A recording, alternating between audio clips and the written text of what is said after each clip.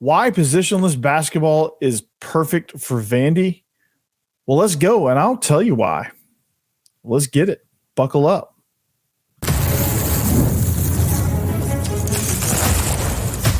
You are Locked On Vandy, your daily podcast on the Vanderbilt Commodores, part of the Locked On Podcast Network, your team every day. Welcome into the Locked On Vandy podcast on the Locked On Podcast Network. I'm your host, Corey Burton. We've got a great, exciting show for you. Today, we're going to talk about how to bring the fans back. We've talked about the portal. Terrence Edwards is one of the leading candidates. If he doesn't go to the NBA, I think it's almost a lock for him to go to Vanderbilt. But we'll discuss Mark Byington's offensive scheme, or not offensive scheme, just overall style of play, why it's going to be exciting, not only for recruiting, but to recruit the fans back into Memorial. We'll get into that a little bit. Baseball is opening a day early, actually, against Missouri. They'll welcome in the Tigers for a 3-game set. And we'll talk a little bit about what that means and some injuries and what this team looks like after getting swept this past weekend in a big win over Valpo to kind of get some momentum back a little bit. We'll talk about kind of some things happening with baseball as well. Thank you for making Locked On Vandy your first listen every day. We are free and available wherever you get your podcast and on YouTube as a part of the Locked On Podcast Network. This episode is brought to you by Nissan. Are you the kind of driver that likes to push things a little further? Do you ever wonder what adventure could be around the next corner? Well, take Nissan Rogue, Nissan Pathfinder, or Nissan Armada and go find your next big adventure. Check them all out today at nissanusa.com. So, big hire this week. Again, all of this happened really, really fast. Okay. And that's kind of, I guess, representative of what Mark Byington actually believes in as far as style of play goes. He is, like I said, Monday, we did a show Monday about some candidates, Sprinkle and Chris Mack, and then all of a sudden, after publishing, it becomes irrelevant. That's neither here nor there. The point of all of this is that Mark Byington, he has the philosophy of positionless basketball. It accomplishes a lot of goals. Okay, it helps in recruiting because it's an exciting style of play. Check, we got that right, and we're about to get that with Terrence Edwards. Check. Okay, that's the first domino. All right, now it's also going to enhance the experience at Memorial. It's going to win the fans back. Okay, so imagine this. All right, imagine this. Start of the second half. Game is, you've been back and forth all first half. You're down. Let's say you're down 4. There's about you're right up against the first TV timeout. Okay, just picture this for a second. Okay, close your eyes. Picture this. All right. It's right up. So about the 16 minute mark in the second half. Okay. Vandy all of a sudden, the opposing team, whoever it is, just imagine a team. Let's say Tennessee. Okay. Big conference game. Tennessee brings the ball down. Steal. You get the steal. Run down the court. Pass. Dunk. All right. And then you come back. Another long rebound, pass, 3-ball.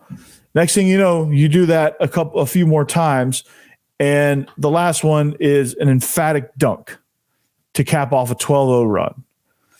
And it all happens within a matter of a minute, about 90 seconds of game clock. Tennessee timeout, crowd goes freaking nuts. It's loud, it's raucous.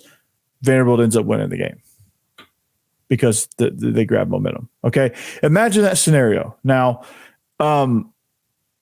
it's because it's on it. That type of thing. It jacks up the crowd, right? The crowd in basketball can be an advantage. I lived it in high school. Okay, we were an advantage. I promise you. At the high school I went to, you ask any of my classmates, you ask anybody we played against, we were an advantage. Sometimes we couldn't overcome that. Our basketball team couldn't overcome that, but we were an advantage. I promise you. Crowds can be an advantage. Home court advantage is a thing in college. That's why Duke has been so good. Cameron Indoor is a phenomenal place to play. It works. Okay. So if you like a place like Memorial, the way it's built, if you can get the crowd into it, if you can get the crowd jacked up, you are going to be successful. And the way to do that is to have a style of play that's exciting, a style of play that delivers momentum changing plays, like a steal and dunk, right? Like a drive, dish, corner three, right? You get some of these transition buckets, you get some of these steals, you get just this swarm defense that he likes, right? You get the 1-2 touch pass, you get the drive and dish, you get the drive, go grab the foul. Like, it's an aggressive style of play. Everything you do is aggressive. You slow it down, you're still aggressive. You're still attacking the rim. Because when you attack the rim, you draw in defenders. When you draw in defenders, guess what? Someone's got to be open, right? When you make a steal or you get a long rebound, it ain't slow down. It ain't hold it, wait for everybody to run past you, and then just walk it up the court. It's not that. With this style of play, it's grab the long rebound, long pass, touch, dunk, and you're in for two. You gain a lot of momentum that way. And I've seen it happen. I've seen avalanches happen. I've seen teams do it to Vandy, where Vandy's too slow to like communicate. They're not like on the same page, or sometimes they just get their rock stolen and they're just sitting there trying to figure out what the heck just happened. Meanwhile, Dalton Connect is hitting a wide open transition three. Okay. I'm using Tennessee a lot as my references, by the way. So I think players want to play in that, which is why I think it accomplishes that goal, which is why I think Mark Byington had guys transfer in to James Madison. I think that's why he was able to convince them to come, is for that reason. I think players want to play players want to play in the system. And when players want to play in the system, next thing you know, you get one good player, then you get another, then you get another. And in the transfer portal era, it's important. And I think there's some staying power with this system too. I think guys enjoy playing in this, so they won't necessarily transfer out. I think Terrence Edwards hit the portal because Mark Byington left, right? I think that's why he hit the portal, honestly. Either that, or he thought originally he was going to jump to the NBA, which is a perfectly normal progression in the sport of basketball. But I think when you really kind of break it down recruiting wise, that's a pretty good pitch you got. And so I think that checks it off a lot. So when you have good recruits come in, all right, now the fans are a little bit jacked up, right? You get even if you get beat, because you're going to lose sometimes, right? Because at the end of the day, like, especially next season, you've got a depleted roster for the most part. Like you may have you may have a few guys, but you're not going to have any depth. Okay. You're just not going to have depth. So when your starters get tired, like you're kind of dropping off a little bit, compare it to who is on the other side of the court from you. And so when you do that, you're not going to get the same quality. So I think fans have got to have an expectation of that a little bit, because in order to, but they're going to see, even in that, you're going to see these guys playing hard. You're going to see these guys play an attacking, aggressive style of basketball, which is something I didn't see with Stackhouse. And that's not necessarily the NBA way.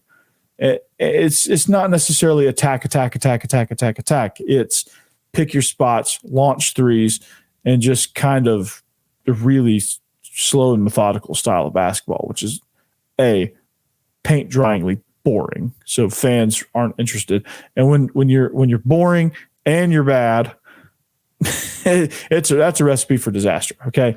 And Memorial Magic, poof, is gone. But they can bring that back. They can make this thing a really, really good environment. There's going to be some renovations. That's going to help. There's going to be some overhaul with the roster. That's going to help. And you're going to see some really, really exciting basketball. And I think people will be I think people will be pumped up to get their season tickets and to get back into Memorial, to make Memorial what it was and what it should be. It's a unique venue that should be regarded as such and should be taken back over by Vandy people, Vandy students. The student section is going to be rocking, and I think you're going to hear that place to its capabilities. And I think it's going to be a place that you're going to want to watch a basketball game from. So that's one thing that I really, really like. So we're going to, with fans coming in, like I think you can, I think it's all like a cyclical thing. And we're going to talk about how it kind of like cycles back to recruiting at NIL and back around to players and back around to fans, and, how fans can buy in, right? We're gonna keep that going here in just a second. Stay tuned. All right, Nissan. This week's March Madness bracket highlight is brought to you by our friends at Nissan. Each week we're picking one team that stands out, a team that's pushed it further than the rest. And just like any and all of the new 2024 Nissan SUVs, these guys were able to take it to the next level. The North Carolina Tar Heels can only be described as an armada. This one seed is as hardcore as it gets out there, so it's no wonder they secured a spot in the Sweet 16 this Thursday against Bama in the NCAA tournament. They're a favorite picked by many to make a run for the championship, including me, which I don't know if that has any credibility whatsoever, but I did pick North Carolina. The Iowa State Cyclones can only be described as a Pathfinder. They've been thrilling to watch and have really created a lane for themselves, entering the tournament as one of the hottest teams in the country. They have a date with Illinois this Thursday in the Sweet 16. I wish I would have given Iowa State more credit. I didn't. I apologize. The NC State Wolfpack are obviously this week's Nissan Rogue.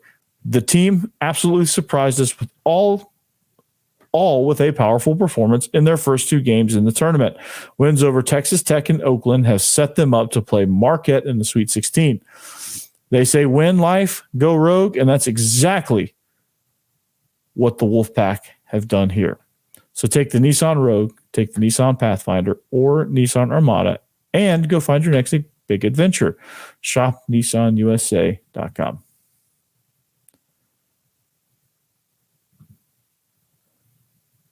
All right, Bettor Together.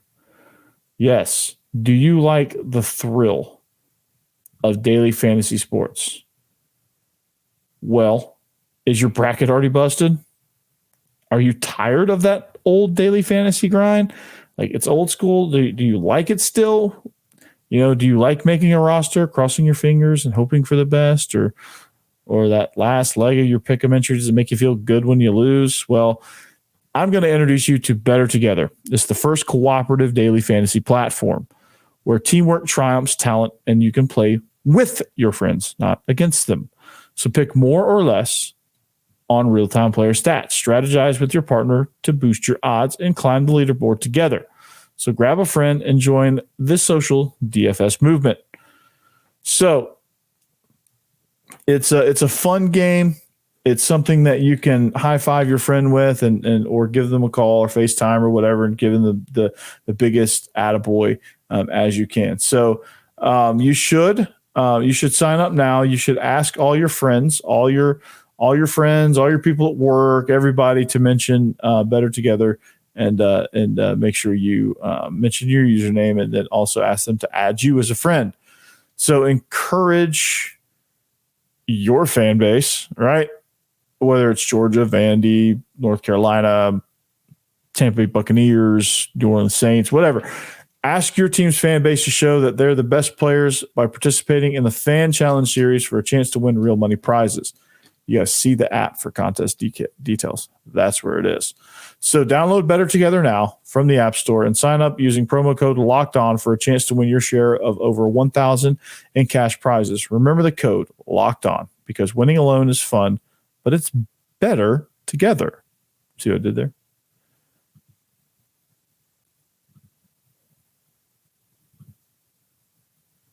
All right, welcome back. Segment number 2, Locked On Vandy. Thank you for making us your first listen. Make sure you check out Locked On SEC.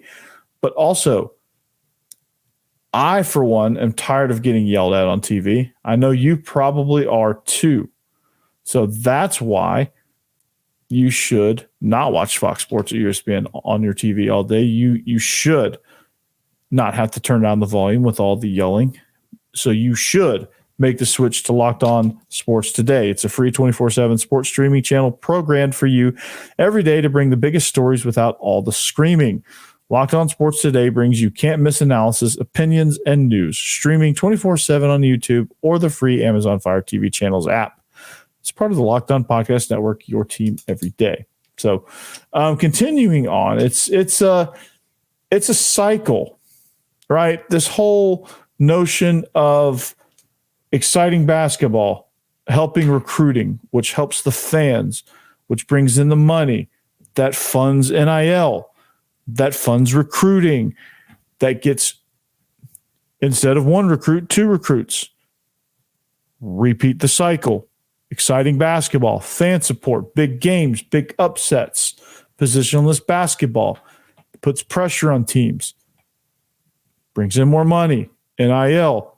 You have more people contributing to NIL. Oh, now you get 3 guys.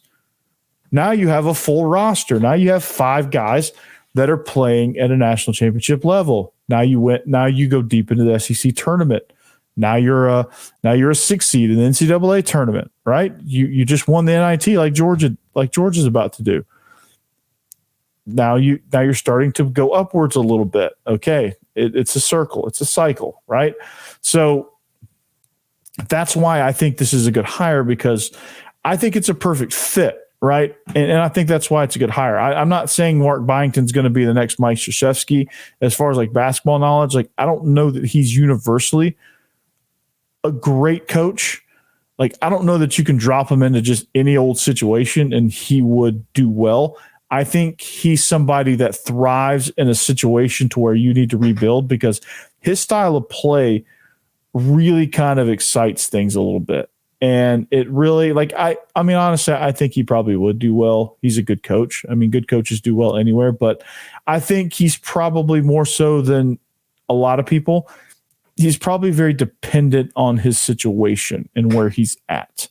And he's somebody that seems to thrive in a scenario where you're beaten down, you're downtrodden, the fans don't really care anymore. Your roster's tough to build. You know, it's just a bunch of different factors going into it that I think that's kind of the environment that he thrives in some. And he wants to take this roster that was close, the Ken Palm rankings. I'm going to learn those here eventually, but he's somebody that can take a team that's really low in the Ken Palm rankings. Vanderbilt's like in the high 200s, and take them and work them back into double digits in the Ken Palm rankings. Like, he's going to work them back to that scenario, whether it's tempo, whether it's shot efficiency or points scored, field goals made. Like, you're not going to see these long, big droughts of like not being able to shoot. And the same problem going from game 1 to the last game of the season, whatever that last game is, whether it's getting knocked out in the tournament, the conference tournament, NIT, big dance, whatever. You're not going to see the same problems raging on from the first game to the last game. And that is going to be an improvement in and of itself. And so I think what fans are expecting is they're expecting a competent basketball. Okay. Show me that we have an identity. Show me that we can play together, and show me that we can improve from game 1 to game 2, game 2 to 3, 3 to 4, so on. All right. Show me that you can improve. Show me that you have an identity. Show me that you're going to use NIL to its full extent. That Vandy will allow. Show me that you're going to take advantage of the transfer portal and bringing guys in high school recruiting, and tell me you're going to build a good roster. I'll give you time. Tell me you're going to, show me that you're going to do that. Show me that we can bring, and if you show me those things, I'll give you a chance by coming into the building to see if I can't do my part to help you accomplish the next goal. Get a big win at home over a power like Kentucky. beat Kentucky's ass at home, pardon my French, you'll get some fans buying in, right? And you certainly have a chance to do something like that because there's a lot of teams that, like, when you're up, when you're moving and you're putting pressure and you're attacking, and you're at home and the crowd gets whipped into a frenzy because you're just attack, right? You're up at the rim. You're running, you're swarming, you're ripping the ball from a defender falling down on the ground. You're throwing it out there and Big Blue's chasing you, right? And you dunk it and the crowd's just going freaking nuts. And then you're full court pressing them. You cause a turnover. You get the ball, inbound it, attack the rim, dish to the corner, hit a three. Okay. Next thing you know, they inbound it. They work it down. Long rebound, pass, layup. Okay. That's a 7-0 run right there. Timeout. Crowd goes freaking nuts. You think you're going to win? You think you have a chance to win that game? I do. And then as you start collecting wins, fans will start to realize, oh, we do matter. And fans absolutely do matter. And that's why you need to get a guy in here that's going to play an exciting brand of basketball. The players 100% feed off of that. I promise you. In basketball, they feed off of it. Football, they block it out more because it just becomes, to a certain degree, everything's a blur and you don't really like hear much. Like the football, you can feed off of it a little bit, but basketball, you're right there, and you just feed off of it, right? You feed off of crowd, chants, things like that. You make it an impossible place to play, I promise, wins will start to happen. You'll start to knock off teams you should have no business knocking off if you just look roster to roster. And then eventually you keep doing that, then your roster, then you're going to have that breakthrough roster that's like, okay, well, so we're going to win a couple games in the SEC tournament, get an NIT bid. Okay, we're going to do well in the NIT. Okay, next year we're going to improve our roster. We're going to make a deeper run. We're going to get like a 12th seed in the NCAA tournament. We're going to upset a 5. We're going to get knocked out, but it's going to be a successful run. And then eventually you're going to break in the Sweet 16. And then, like, if you keep on that path, eventually you'll play in some Sweet 16 games and maybe make an Elite 8 here and there. And then eventually one time you're going to break through and make it to the Final Four. And then eventually, I don't know, maybe win a championship. It's very, very ambitious thoughts, but it could happen. So, but it all starts with just pressure, tempo, controlling the tempo, getting the fans excited because of it. It all ties hand in hand. So anyway, baseball has a very important series coming up. They've got to get back off the mat as far as SEC play is concerned. They got a big series with Missouri. We'll talk about that here in a minute.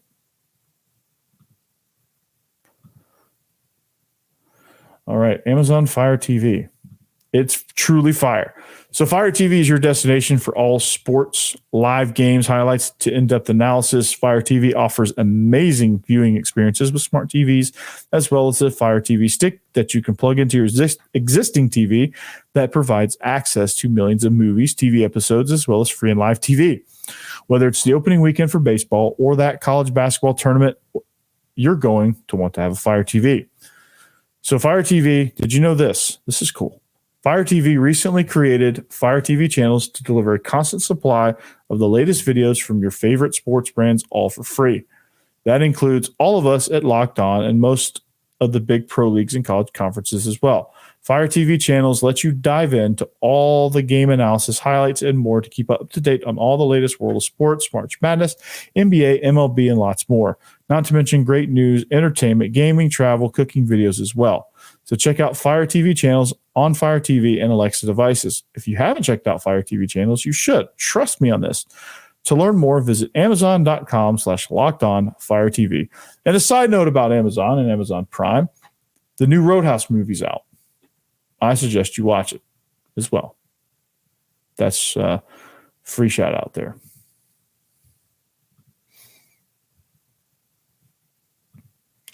All right, welcome back. We got a few minutes left here in the show. We're gonna switch gears to baseball. Speaking of somebody that needs a little bit of excitement, Vandy baseball's been a little bit down here of late with injury news and losing and things like that. Not recently against Valpo, but they've had some injuries and some injury news that's not the greatest. Thank you for making us your first listen. Follow us on social media. Let's continue this conversation on over at Locked On Vandy on X and IG. Thank you to the everydayers. You make all of this possible. Without you, wouldn't have a show. So baseball, like I said, welcomes Missouri. They play at the Hawk. They play today, actually, Thursday, Friday, and Saturday. They cap the series off Saturday at 1 p.m., taking Easter off. This is a series that's really, really important because, yeah, it's one thing to win over Valpo, but like you need to get back on track against Missouri, and this is important because you had such a stinker in South Carolina that I think confidence-wise, if you lose 2 out of 3 or get swept or anything, losing the series, I think confidence levels could go to the tank here, and this could really turn the season sideways for the Doors and in a direction that you don't want. So this is one of those you sweep, get back on track, and you're good. So the good thing is that the bad news. I'll start with the bad news because I want to end with good news. The bad news is Andrew Dukanich is out for the season. He has Tommy John surgery. So his arm was in a sling. You have a few other injuries out there. They're trying to figure out first base a little bit. Like there's some issues happening. Camden Kozel. I keep wanting to call him Kozel. Camden Kozel he's leading all D1 hitters with 14 hits. He hasn't really played since the Texas series. He's been kind of sick. He's been on the injured list, but I think he's due back soon. But I think somebody that's going to benefit from this opportunity, and he already has, is Ethan McIlvain. I want to kind of spotlight him a little bit because he's somebody that I think took advantage of his situation. Matt Austin-Fort and Jonathan Vastine homered again, snapped a 3-game skid, but it was McIlvain that was absolutely brilliant in the lefty. Something about left-handed pitchers. He was brilliant through 6 innings. Gave up 1 run, struck out a bunch. I think he struck out 6 to be exact. But dude was just on fire. He's a freshman, man. He only gave up 2 hits. And Brendan Cyber picked up his 4th save. Like you're starting to get some guys that are figuring some things out, but I would love to see more consistency out of the bullpen, truthfully. And I think that's going to be important because if you start losing, that's where confidence is lost, honestly, is in the bullpen and making sure that you keep those guys off the base paths, take command. And I think almost, and I wish pitchers would do this, and I don't have a whole lot of time to get into this, but I wish pitchers would understand that for me personally, I would rather you throw 94 instead of 98 and be able to get it across the plate. Because if you can throw 94, locate and put movement, it's going to be like you're throwing 98 miles an hour. Either it's a swing and a miss, or they're never going to barrel the ball. Like watch some of the best pitchers. Some of the best pitchers throw 88 to 92, but they locate. And they rarely, well, I won't say never because never is such an absolute term, but they rarely get barreled. And so I think pitching has got to kind of come back to that just as an overall thing. And I think that, I think if these pitchers can get a little more command, I think you'll see a little bit more consistency. Okay. But what I love about this series, real quick, is that Vandy is 27-5 all time against Missouri since meeting for the first time in 2013. They've won every home series and 9 of the last 10 games, so this is good. Vandy's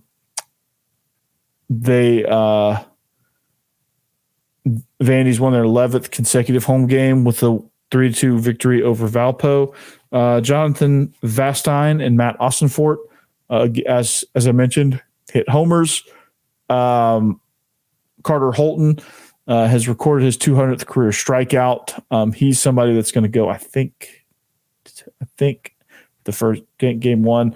RJ Austin is somebody that they need to find something to do with. He's the utility guy, but he has 36 hits. He's also stolen 15 bases as well, along with Calvin Hewitt. They're both base stealers.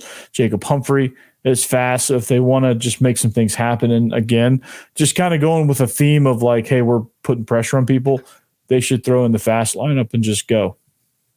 That's going to put pressure on these pitchers. Pitchers are going to make mistakes, and then Vandy's going to make them pay. So anyway, that's going to do it for us here on the Locked On Vandy podcast. I want to thank you for listening. Thank you to the everydayers. Find us on social media, subscribe wherever you get your podcast, and we'll catch you back here later. But until then, anchor down.